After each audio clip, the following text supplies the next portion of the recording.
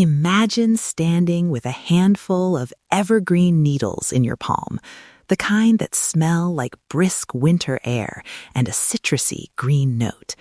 In just a few small steps, that handful becomes a single cup of bright forest tea, a spoonable little syrup for porridge or mocktails, and a tiny linen sachet that carries that hush into your drawers.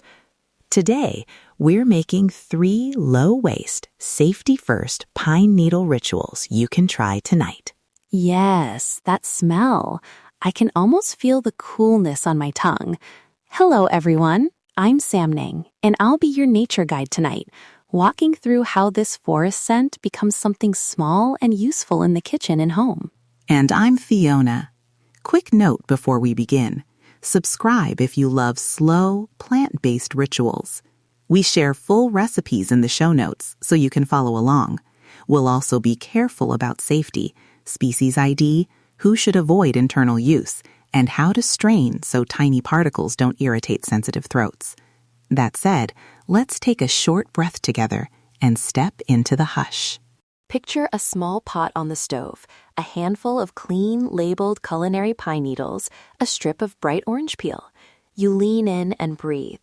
It's lively, bright, a little resinous, and it snaps you right to winter in a good way. A forest cup in one small pot. Segment 1. Understanding the ingredient. Let's start simple. What are we holding when we say pine needles for tea? Not every needle is food safe. The species we commonly recommend for culinary use, when labeled as food grade, include eastern white pine and Sitka spruce in commercially prepared labeled form. What matters is clear labeling and reputable sourcing. I love saying Sitka. It feels like a place as much as a tree. The scent profile is important to picture. Bright citrusy top notes, then that resinous, slightly piney backbone. Folks sometimes confuse ornamental firs, sprayed branches, or shrubs treated with pesticides for wild culinary branches. Don't do that. If it's not labeled food grade, don't put it in your mouth. From a biochemical perspective, the aromatics you notice are volatile terpenes and resinous compounds. That explains the brisk aroma and why a gentle infusion captures flavor quickly. The good news is you only need a small amount for a bright cup.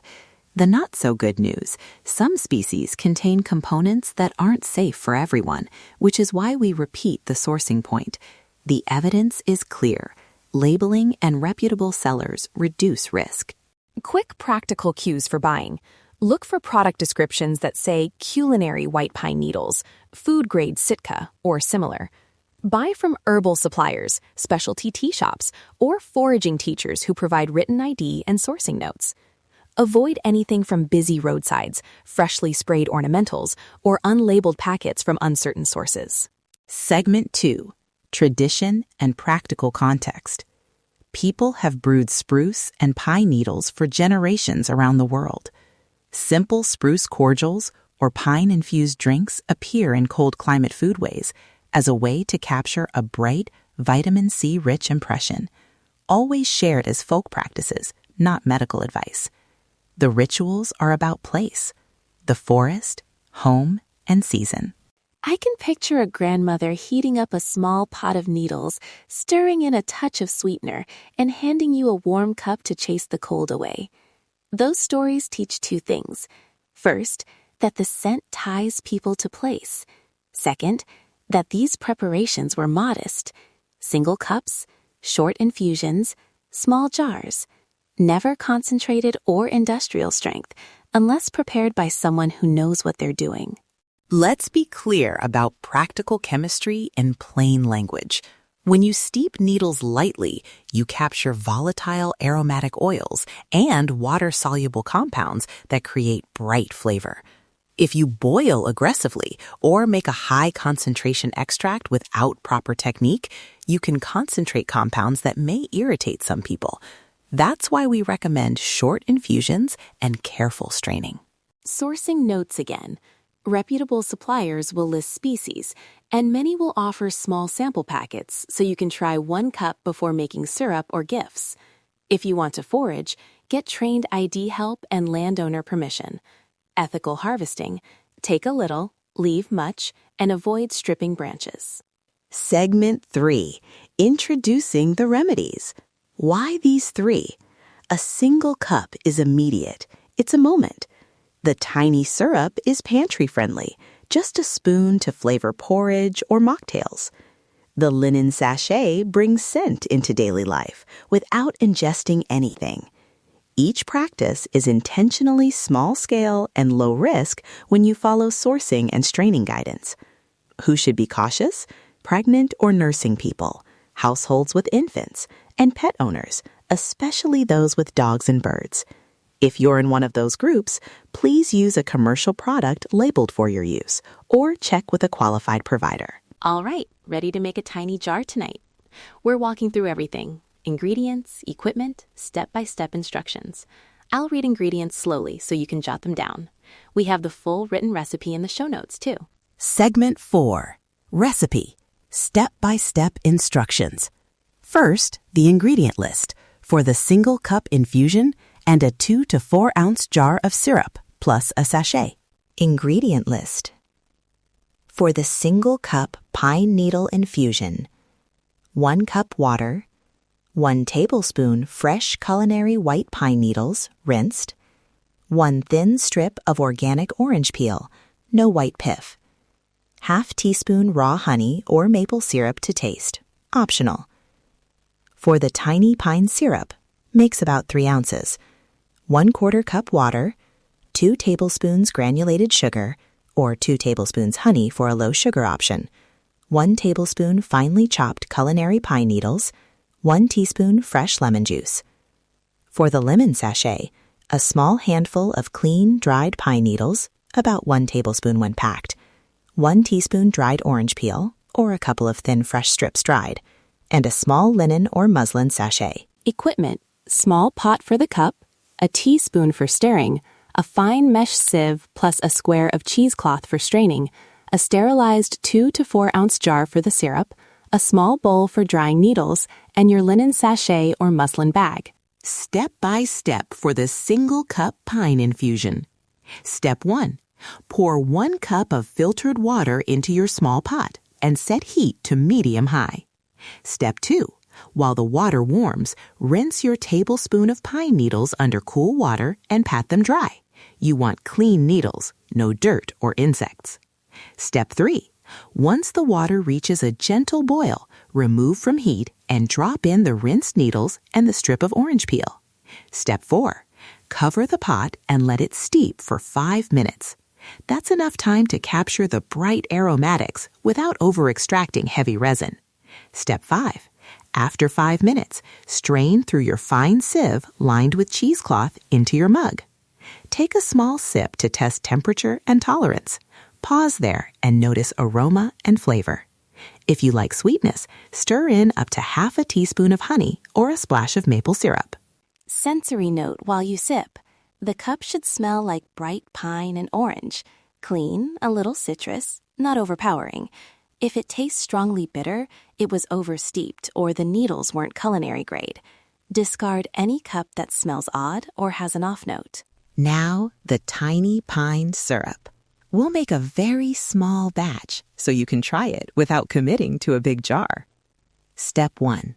In a small saucepan, combine 1/4 cup water with 2 tablespoons sugar or honey and 1 tablespoon finely chopped culinary pine needles.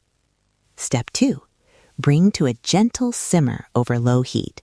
Do not boil hard. Stir until the sugar dissolves, about 1 to 2 minutes. Step 3. Let the mixture simmer gently for 3 minutes. You'll smell the pine and lemony notes release. Step 4. Remove from heat and stir in 1 teaspoon fresh lemon juice. Step 5. Strain through a fine sieve lined with cheesecloth into your sterilized jar. Press gently to extract liquid, but avoid forcing pulp through the cloth. Step 6. Cool fully, seal, and refrigerate. Use within 2 weeks. Start with a 1/4 teaspoon in porridge or a teaspoon in a warm drink and taste as you go. Common mistakes to avoid. Using needles from unlabeled sources. boiling the syrup vigorously, which concentrates resinous compounds, and not using cheesecloth for the final strain. Tiny particles can be irritating when swallowed, or if they contact sensitive skin in a sachet, so strain well. Linen sachet instructions are simple and calming. Step 1. If your needles are fresh, dry them for 24 hours in a single layer on a towel in a dry place, or use very low oven heat, about 120 degrees Fahrenheit, 50 degrees Celsius, for 30 to 60 minutes. Watch closely so they don't toast or darken. Step 2. Once fully dry and fragrant, place about a tablespoon worth into your linen sachet, along with a teaspoon of dried orange peel. Step 3. Tie or stitch closed and tuck into a drawer, coat pocket, or linen closet. The scent will be subtle and last several weeks. Refresh by adding a few fresh zest strips or a drop of food-grade citrus oil if desired. Keep sachets away from small children and curious pets who might chew them. Storage and serving tips. Syrup stores refrigerated for up to 2 weeks. The single cup is best fresh.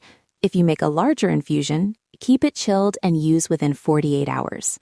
For serving, the cup is lovely warm as an evening hush. The syrup is good on breakfast porridge, stirred into warm apple cider, or in a festive non-alcoholic spritz with sparkling water. Segment 6, Safety, Cautions, and When to Avoid. We want this front and clear. Risks considered include misidentifying species, internal use around pregnancy, young children, or pets, and fine particulate in poorly strained preparations. If you are pregnant, nursing, caring for infants, or have pets, especially birds and dogs, choose commercially prepared, labeled products or consult a qualified provider before internal use. And again, if anything smells off, looks cloudy, or causes irritation, discard it. A practical tip: label your jar with the date you made it and what species you used. If you try a small sip and feel any throat tickle or unusual sensation, stop and rinse. For households with pets, keep syrups and sachets out of reach. Pine oils can be irritating for some animals. Segment 7, Reflection and Encouragement. Now, a short guided sensory pause. If you have a cooled cup, hold it in your hands. Breathe in slowly through the nose and notice the bright top notes and the warm resinous undercurrent. Feel the warmth in your palms. If you made a sachet, hold it near your face and breathe gently. These little rituals are small acts of placemaking. No perfection required. Start with one small step tonight. I'll say it simply. Make one small thing. A single cup is enough. If it resonates, try the syrup on a weekend morning. If not, tuck the sachet into a sweater and let the smell surprise you later. Nature's gifts are invitations, not demands. Call to action. We'd love to hear from you. If you tried tonight's tiny jar or made a sachet, please subscribe and send us a short voice note or message about what you made and how the scent landed. Your notes help us shape future recipes and stories. Thank you for sharing this hush with us. Take care of your hands, your jars, and the places you gather needles from. Listen to your body. Trust the earth. Feel the difference.